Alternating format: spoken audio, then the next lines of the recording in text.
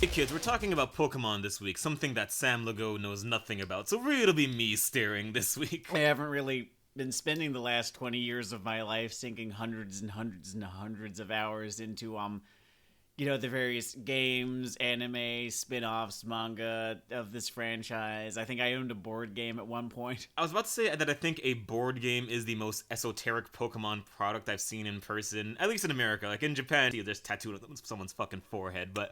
They probably have pachinko machines. Oh, there's pachinko machine for every brand. There's no way that they don't have Pokemon pachinko machines. There are pachinko machines for products that weren't even a success in the normal niche. Like, I'm sure you could just dig up a Drake of the 99 Dragons pachinko machine somewhere out there. The 99 what? This was a legendary video game failure on the Xbox. It was essentially an attempt to make a sort of crazy-ish stylized third-person shooter. Oh, okay, so the most famous, I guess, Xbox failure I know of is the one with the cat where they were trying to have Blinks. That had two sequels. Where they were trying to have a mascot for the Xbox. You know, sort of how Sega had Sonic and Nintendo had Mario. They wanted their own. Yeah, and instead they got a little, what they call a stock value dip. Yeah, no one remembers Blinks. Morgan remembers Blinks, but Morgan has played so many fucking video games that no one else remembers because they didn't actually sell. Are that they well. some kind of archivist? I don't know. It's really fucking uncanny how I will bring up some really esoteric, obscure nonsense, and they'll be just like, "Oh yeah, me and my siblings used to play that." Because their thing with video games is they will know nothing about a Gears of War or a fucking Mario Odyssey, as far as I can tell. But show them Echo the Dolphin. Yes, one of the 3 people left alive who remembers Echo the Dolphin or Blinks the Times. Cat.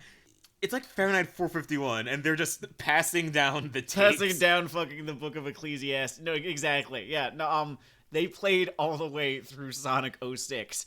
I don't even think Game Grumps was able to get through Sonic 06. Yeah, Sonic Sword gameplay doesn't lead to smiles. How do you? I'm confusing with the Black Knight thing, whatever. I didn't actually think that it was possible to get, actually possible the way that the game was programmed to get through Sonic 06, and yet... And yeah, I mean, the Sonic franchise just keeps digging, and it's fascinating. It's kind of like that game Motherload, where eventually the thing breaches hell, but you can keep going. And that's really Sonic Team for a long time. Maybe even still now, I don't know. I don't track the game edge of Sonic that close anymore because I'm not either a self-flagellator or that particular brand of fetishist. I will not make fun of furry people for a second, because when you really break it down, the shit I do with my consenting adults is weirder than just putting on a suit. But that is not my particular lifestyle tile. Now, I'm a little not about how fucking culty it is. Go on.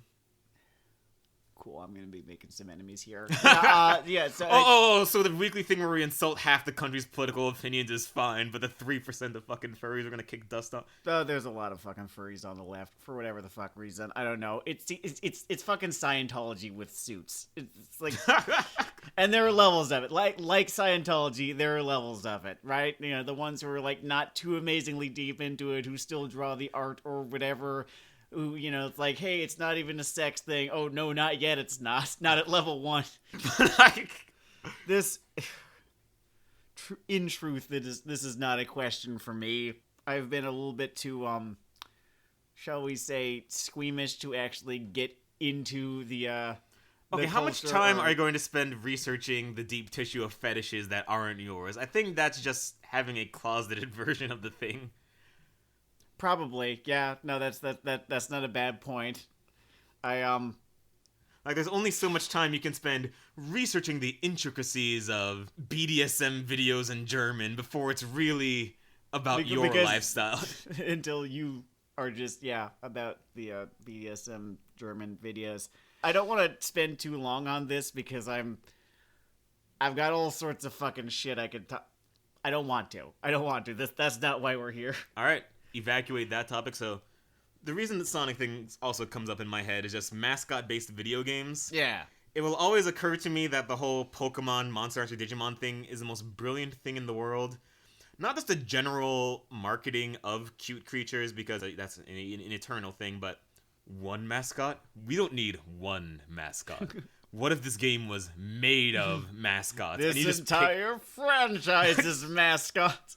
just pick your favorite mascot. There'll be some continuity between mascots. There'll also be shiny new mascots. There'll be a while where some of the mascots look like robots or stripes. So let me sort of right the ship. Oh, everyone fucking shits on Gen 4. Gen 4 didn't deserve it. Gen 6 deserved it. Which one and was Gen Gen 6 6? didn't get it. Gen 6 was the one where they only came up with like fucking 70 new ones and then put you in France as if I wanted to go there. 70 new Pokemon.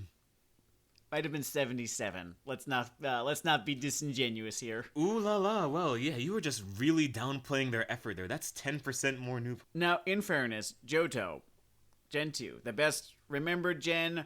Is it my favorite? I don't know. It's up there. The best remembered gen, Gen 2, only introduced about 90 new Pokemon. I want to say maybe it was upwards of 100. It was not that many.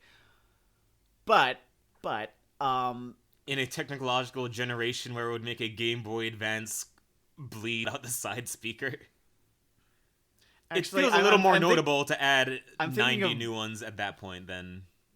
I'm trying to think of the but here, but the thing is, I've been replaying in research for this episode, and also just because, actually, not even in research for this episode. This episode exists because I dug my my 3DS out of my backpack, having remembered that it was there, and happened to see that Heart Gold was plugged in. So I started playing that again, and then I was like, ooh, maybe I'll listen to some Pokemon lo-fi hip-hop on YouTube, and then I started doing that. What makes it Pokemon hip-hop? Did he use Pokemon melodies as the basis for the beats, or does someone just say Charmander every 30 seconds? Okay. It the former was like, Homework Girl, except it's a national park music. Homework Girl. That one musical group, City Girl, has basically staked their career off of getting that Homework Girl energy, and good on them because I actually do like City Girl. But speaking of City, I think one of the lo-fi artists who does a whole bunch of stuff with Pokemon music. I think her name is Glitch City. Mm-hmm. She's good. She's good. Gonna give her a shout out here. Yeah.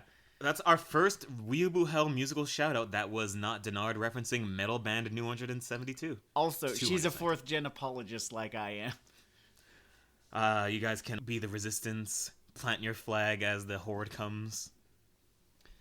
Perhaps 4th gen had one or two Pokemon designs that were not exactly... Like, I get it. I get, like, you're on fucking Route 201, and the first thing you see is a fucking Bidoof, and then you decide, no, man, I'm done.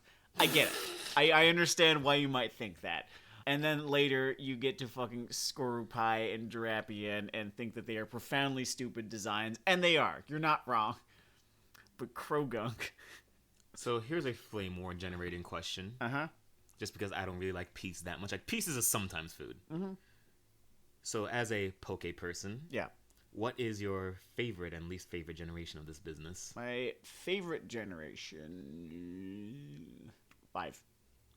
My favorite generation is 5. I thought 5 fucking ruled. I loved being just plopped in the middle of a whole bunch of fucking new Pokemon. You don't even see anything from previous gens until after the Elite Four. Okay, I imagine that makes things feel a little fresher. 5 was also set in an Ursat's New York, so they were kind of just playing to... Oh, it's the one I played, okay. Yeah, they were just kind of playing to the... I was a fan and I was being serviced. My least favorite gen... I shit on 6. I didn't end up loving 7 that much. Okay. I haven't played 8, not because I was mad that not all of the Pokemon would be in it and they'd be like kind of behind DLC walls, which is, yeah, admittedly a little bit shitty. Mostly just because I didn't want to shell out for a home console. That's fair. That's fair. Money does not grow on trees. It's a cotton-based polymer. Don't come in with your technocrat shit. But 7, I wasn't too amazingly into 7 ultimately because the region was like, it's Hawaii, I guess. We have kahunas. We have kahunas instead. And like I should respect it, right? I do respect it because it was doing something very, very different from what they usually do.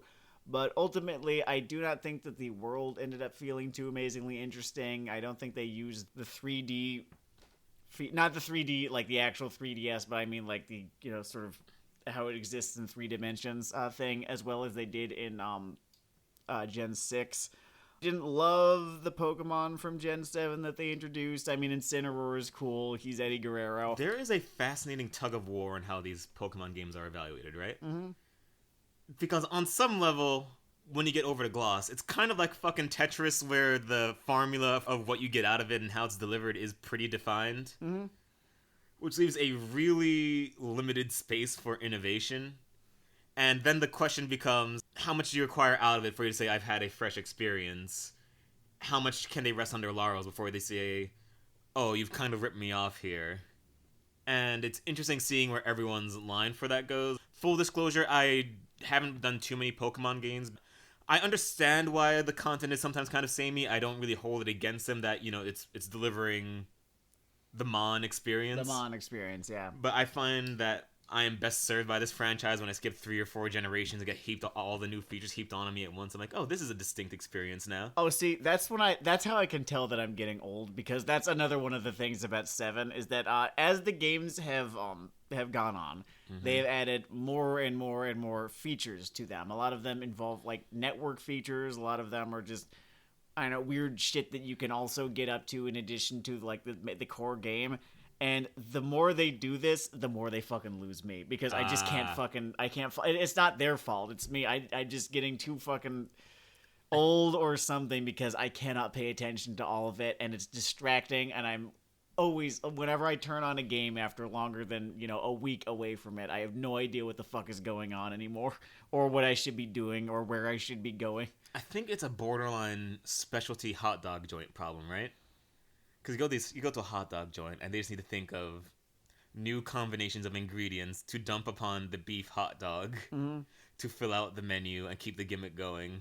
I think 4 had the perfect Gen 4, and this is one of the reasons why I'm very forgiving of Gen 4. Gen 4 had the perfect amount of stuff in it. It had the game, and then on top of the game, you had, the option of doing like a global link thing. I'm pretty sure it wasn't like too amazingly integrated. And it's like you go to this one building somewhere and you could do fun stuff online with people in, like India, whatever.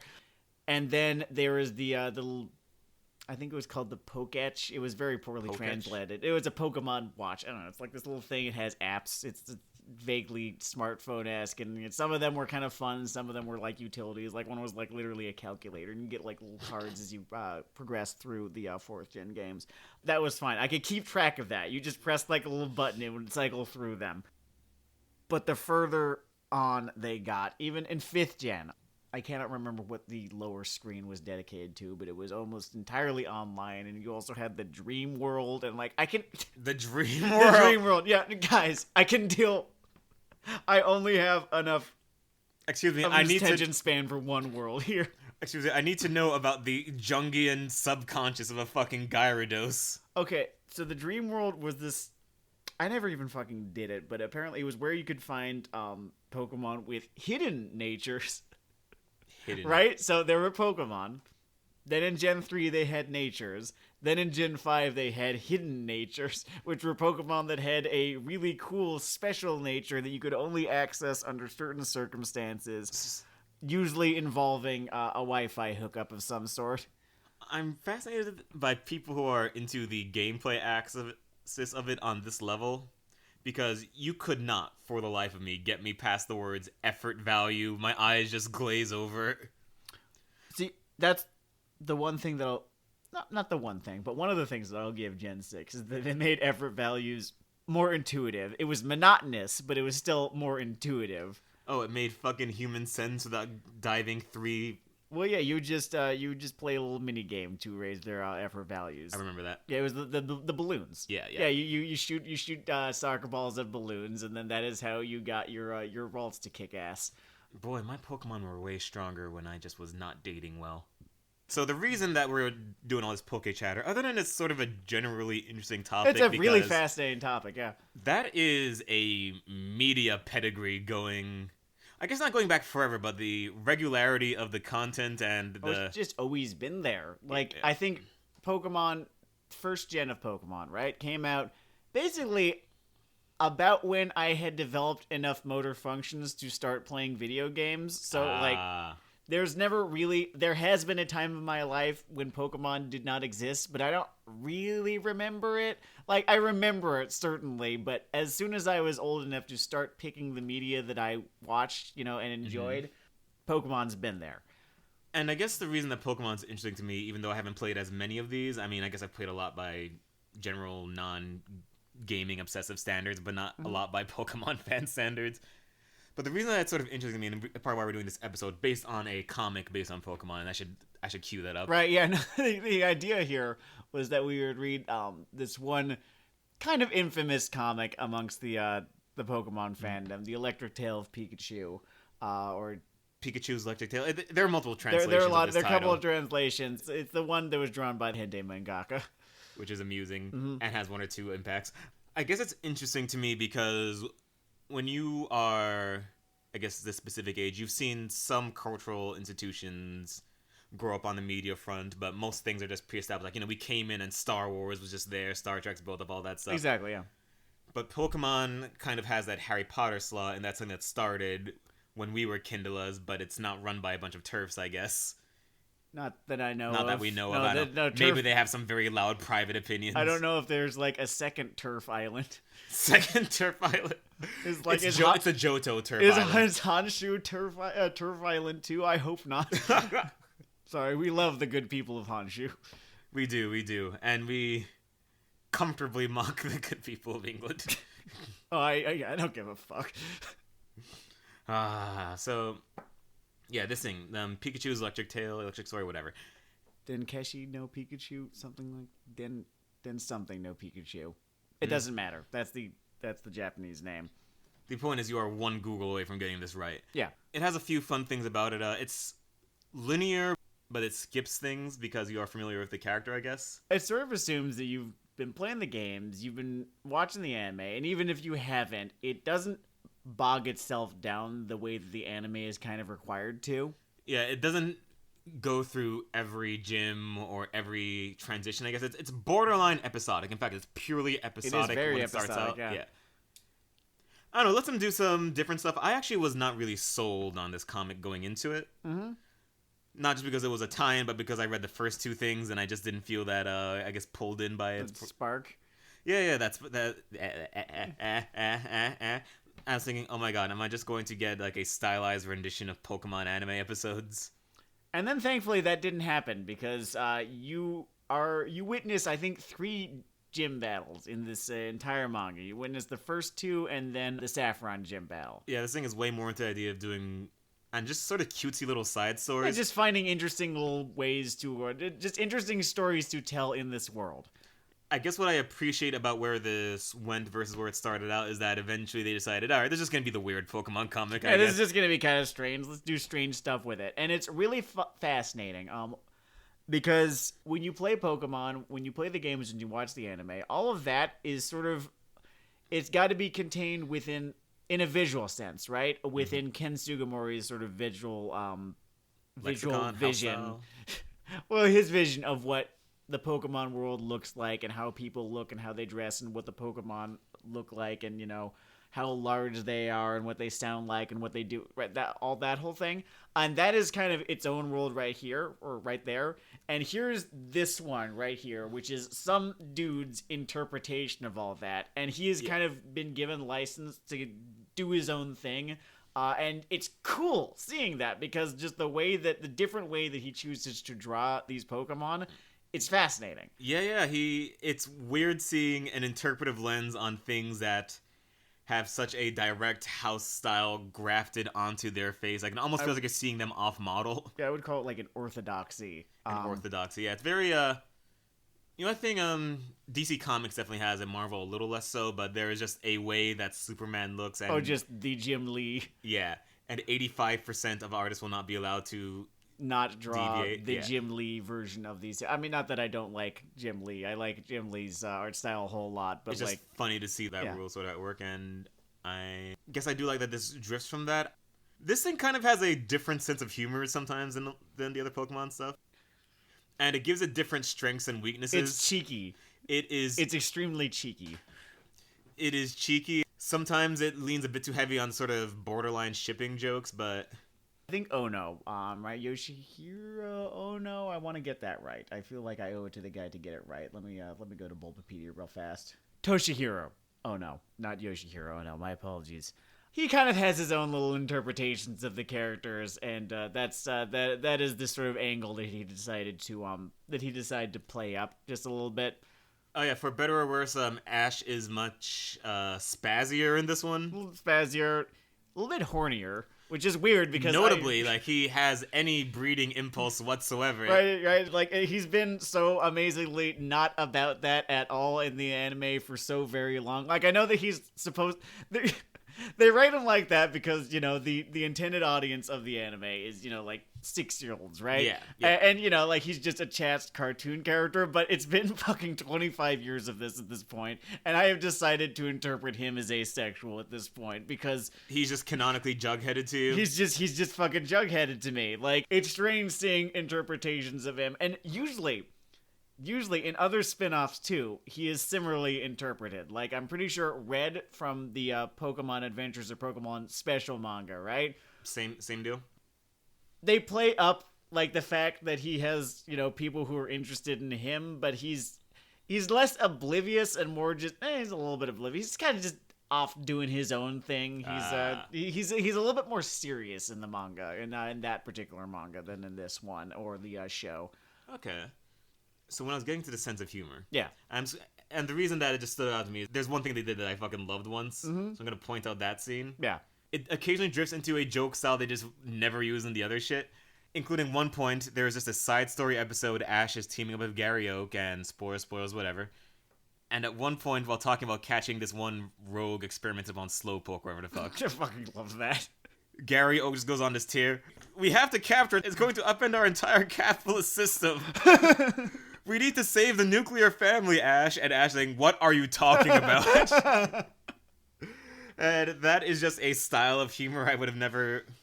Because all the normal Pokemon jokes are like either slapstick or sort of poke puns or whatever. Oh, there's so many fucking puns. I went back to research this episode. I went back and I watched a couple episodes of the original anime, which has been sort of, in retrospect, dubbed the Indigo Saga, right? Yeah. Mm-hmm. I want to be the very best. That one. The one with that theme song, right?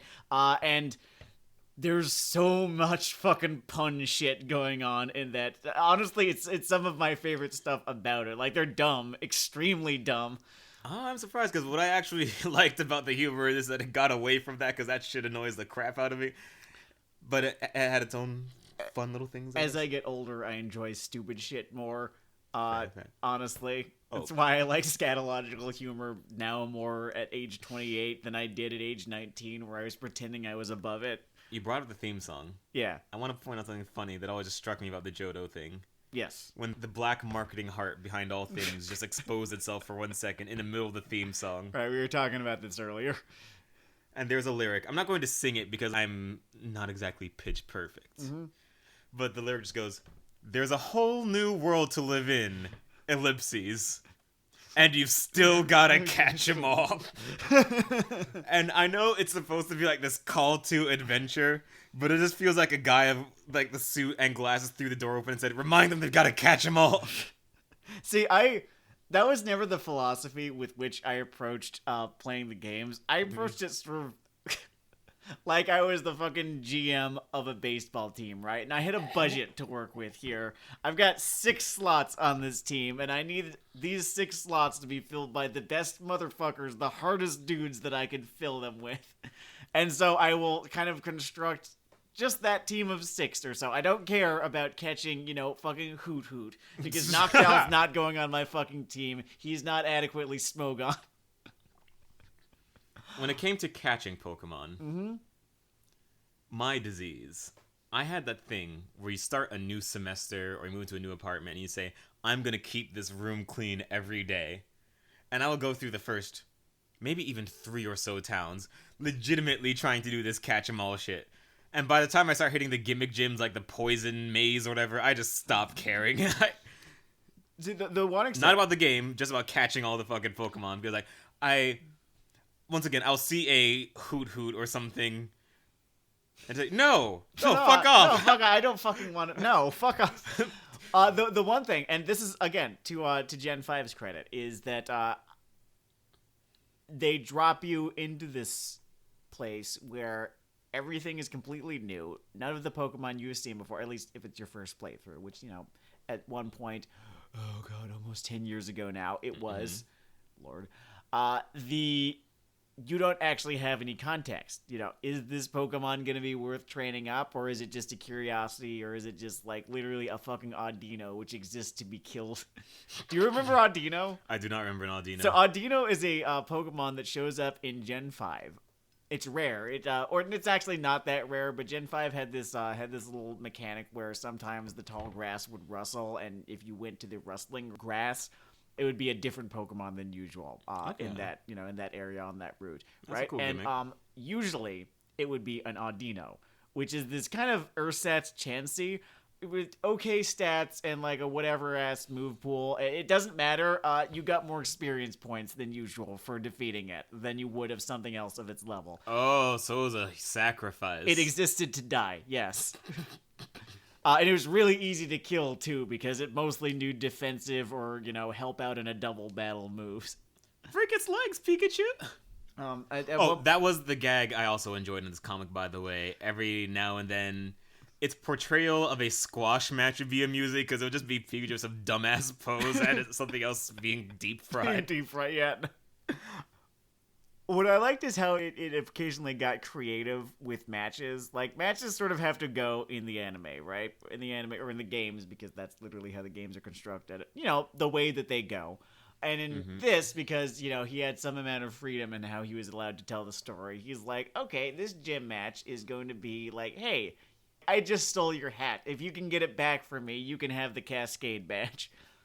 I remember there was that. There was the one where, to qualify for him, he make his fucking Pokemon dance, which honestly was a sequence I found tiresome, but it was creative. It was silly. The thing about me and the way I think this will be the eternal Weeaboo Hell caveat. Mm-hmm. In the evaluation of youth-oriented media or romance-oriented media, and just me as a critic, just remember that I don't have a heart. And there is just this wooden block with little holes that filter blood to the rest of my body in the most efficient manner possible. That said, We Never Learn does just suck shit, but back to Sam. We Never Learn does fucking suck. And this is from a dude who enjoys romantic subplots. Yeah. This comic does fix one or two things that annoyed me about the original anime in places. For instance, it has a finish that...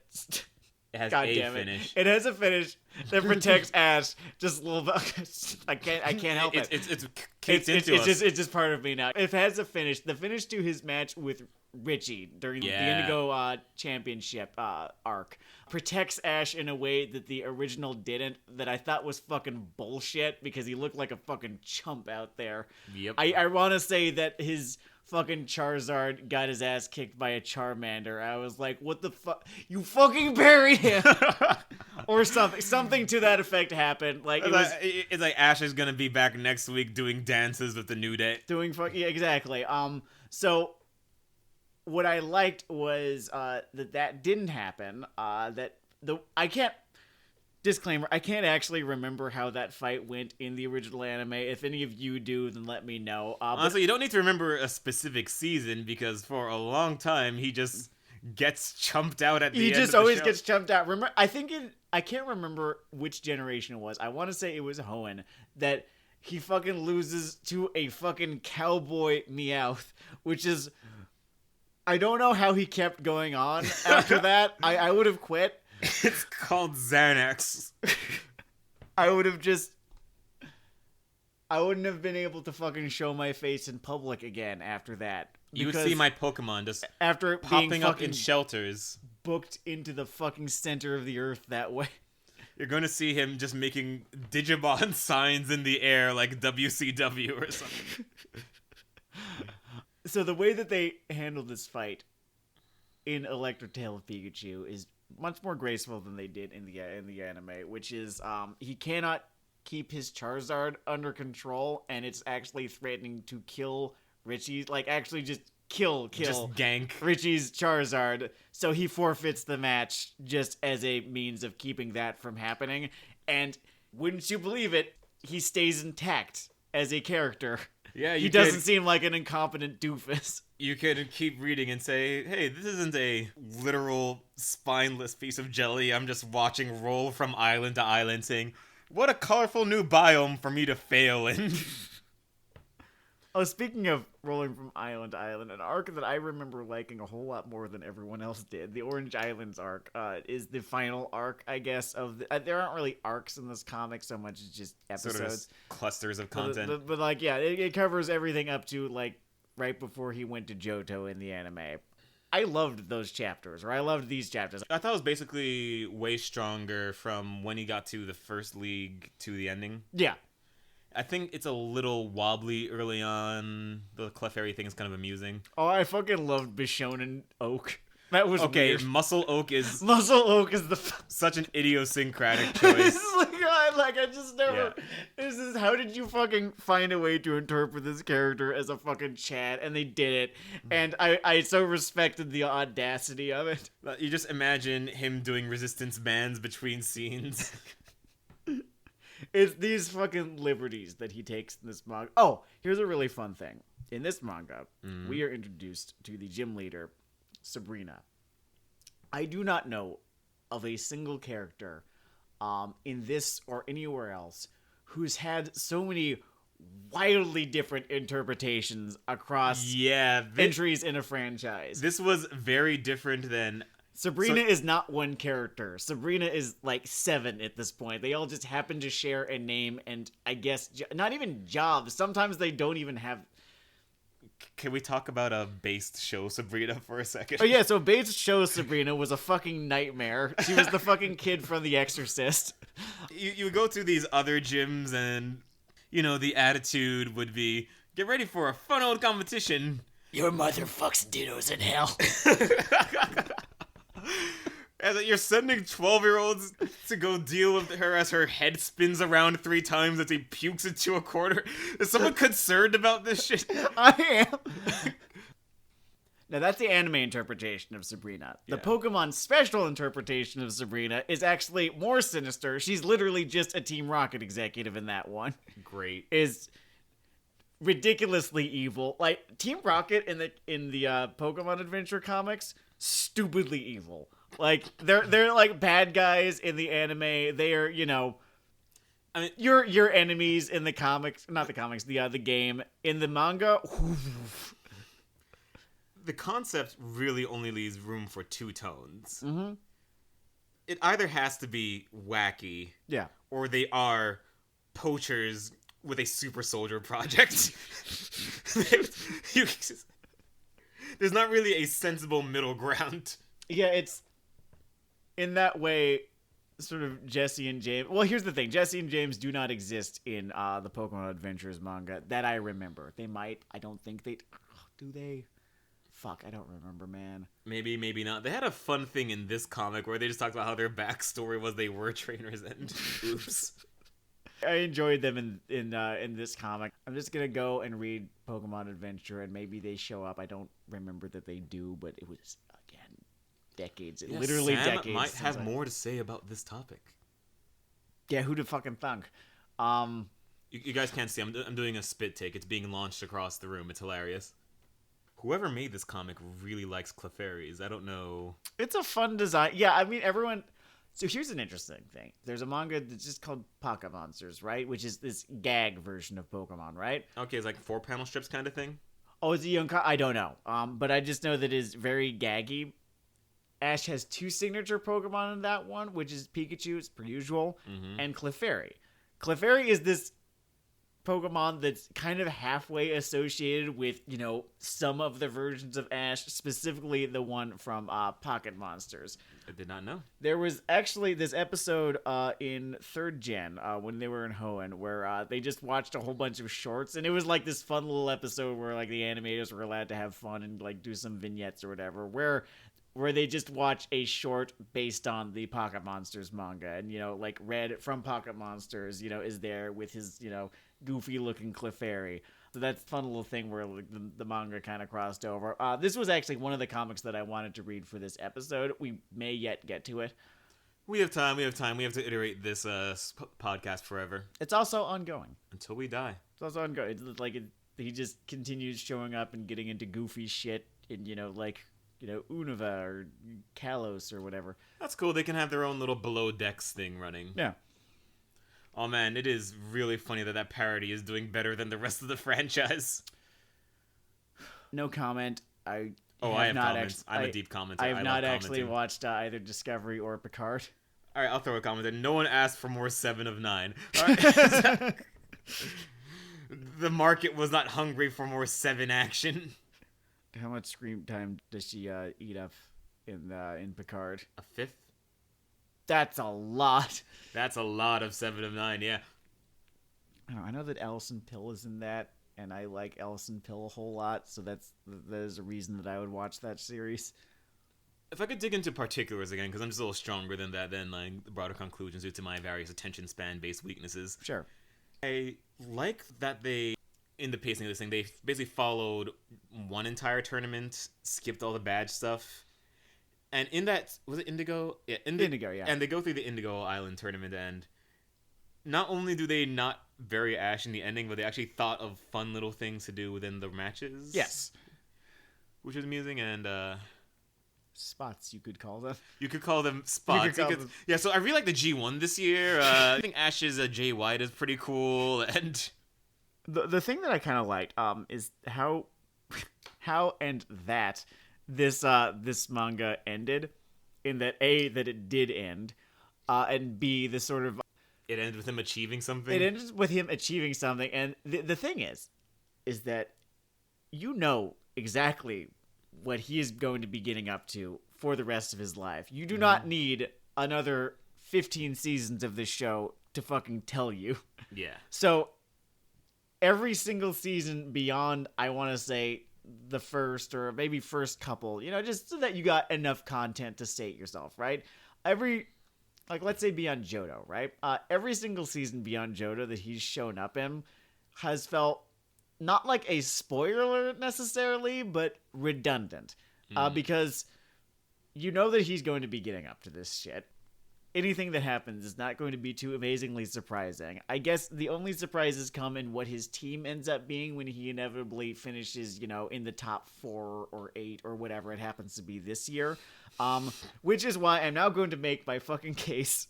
And I'm not even the first person to make this case. But Pokemon should have been like Digimon.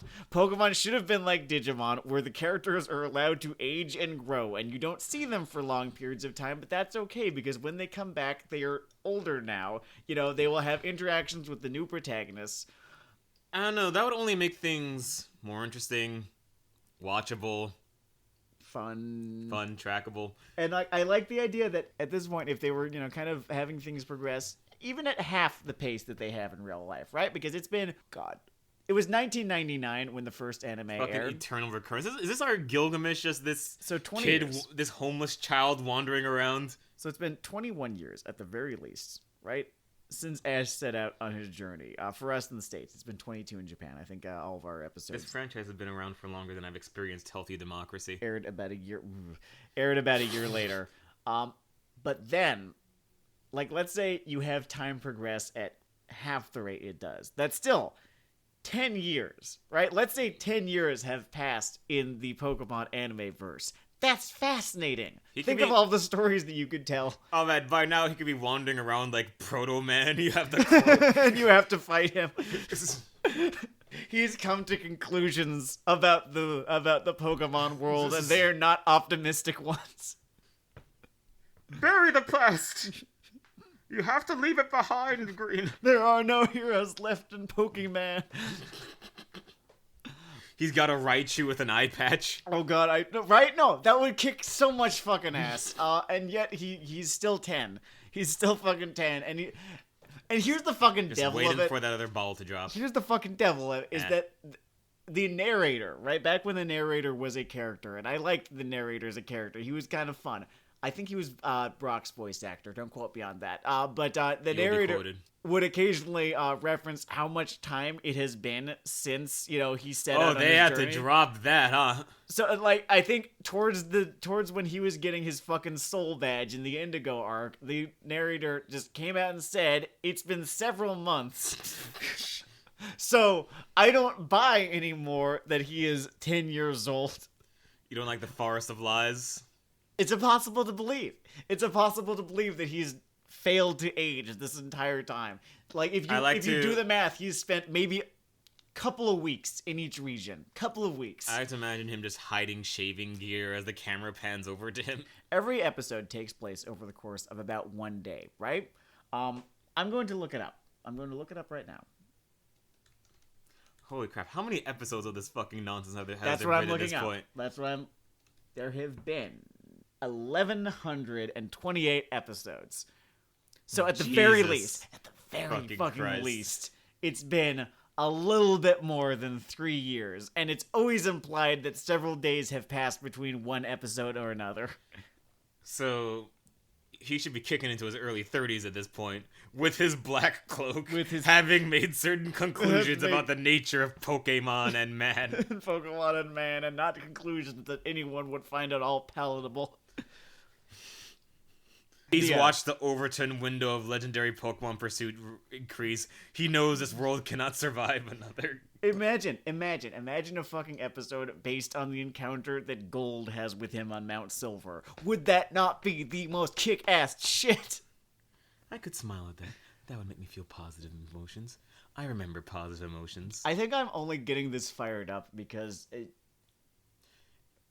Red as a character is... There are characters in sort of, I guess, the Western canon, or honestly not even just the Western canon. Like the Monkey King is one such character. Characters that have had more than a dozen, or like upwards, like at least a dozen different interpretations throughout however many years. Like your Sherlock Holmes, your Batman, your Monkey King, your, Ash / Red. Every sort of eternal occurrence character, like your Sherlock Holmes, etc. And there's something... I still want to see Lucy Liu Watson. I imagine it's very networky. Oh, yeah. I imagine you're going to watch this, and your reaction will be, this is a network show. Oh, Sherlock Holmes is solving Law and Order crimes now. Maybe it's very competently put together, but at the end of the day, it's still a network television show. Yeah. Though they're probably not Law and Order SVU plots, because that show is so beautifully beyond all human logic so at this fucking point. Stupid. I will never forget the Underground Fight Club. The Underground Fight Club, and it didn't even stay there. The ending plot point was that there was a woman in her mid-30s, I think, who had been pretending... masquerading as a 16-year-old, yeah. Moving from home to home. Like, I know that SVU is propaganda. I know that, but it's also just so fucking batshit sometimes that I cannot help but find it fascinating. It's not focused enough to even be true, like, pernicious propaganda. It's too insane, honestly. It's too insane. It doesn't live in this world. Feels like cops on fucking Mars. It's the reason that I'm okay watching Brooklyn Nine-Nine, because these are cartoon characters here. It's sort of like the same thing, except like there are crumb characters in SVU. I'm going to love seeing how Brooklyn Nine-Nine tries to struggle through modernity in this next season. Yeah, woof, right? Woof. First off, they just need to... They're gonna have to look at half their audience and just... I don't know which side they're gonna have to just gently wave goodbye to. Just like... this is a podcast. I was like shrugging my shoulders very exaggeratedly just now. Right, yeah, there are no visual cues. Oh man, you guys are missing so many amazing sight gags. Like, my face is a walking just archive of human humor. Yeah, you would not believe how expressive I am as a person. The way that my face is not frozen in a sort of, dissatisfied... When our Man's Eye act hits Netflix... Y'all are not fucking prepared for it. They really should rotate the fucking protagonist. They should rotate the protagonist. You know how much... Okay. So, the year is 2004. It's the first time I play a Pokemon game and am able to actually make decisions that lead to me beating that game. I had to go back and beat Red and Gold, right? I loved the character design for the male protagonist in Ruby, Sapphire, and Emerald, right? I loved his hat that looked like hair. That was cool. His outfit or whatever. And I wanted to see this guy. I wanted to see more of this guy. I wanted to know what his personality was like, right? Because all he was to me was just, a silent proxy. Ash. You will accept Ash. It's almost a meme. It's an in-universe Almost. meme that it is a meme. It's an in-universe meme that Red's personality is that he kicks ass and doesn't talk. Those are his two character traits, and honest to God, he's one of my favorite, not just video game characters, but just protagonists of all time. Just those two things, and his character design and his role in the world, they all come together. It's great. But you can't keep doing that, especially because these characters just don't recur the way that he and Blue have. Yeah. He shows up in Gen 7, and it's great. It's great. It's great because he's older now. He's at least 21, possibly as old as 31, and his character design has changed. You have come to the mountain to face me. Well, he actually comes to you. There's this thing called the battle tree.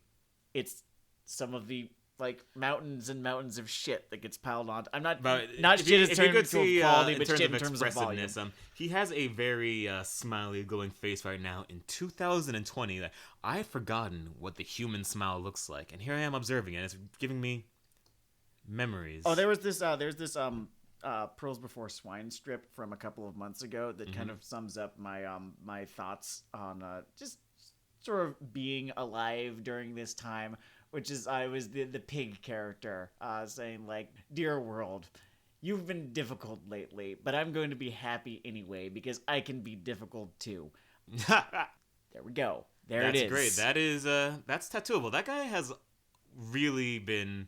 It's nationally syndicated, but for where the newspaper comic strip is these days, it has really just consistently punched above its weight. Yes, yeah, no, I love Pearls Before Swine. It's it does such simple fucking humor, and it's great. In fact, out of all the things that have gotten animated adaptations from that world, I'm surprised that never got one. I know that he'll never let them do it, and I respect the fuck out of him for it, but I want my fucking Calvin and Hobbes TV series.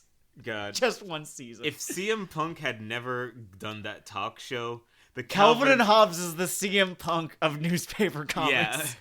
Yeah. You heard it here. One of the best examples is taking your fucking ball and going. And leaving. Great times. On his own fucking terms. There are 2 or 3 more Pokemon comics we're going to look at in these subsequent episodes, right? Let's say 2.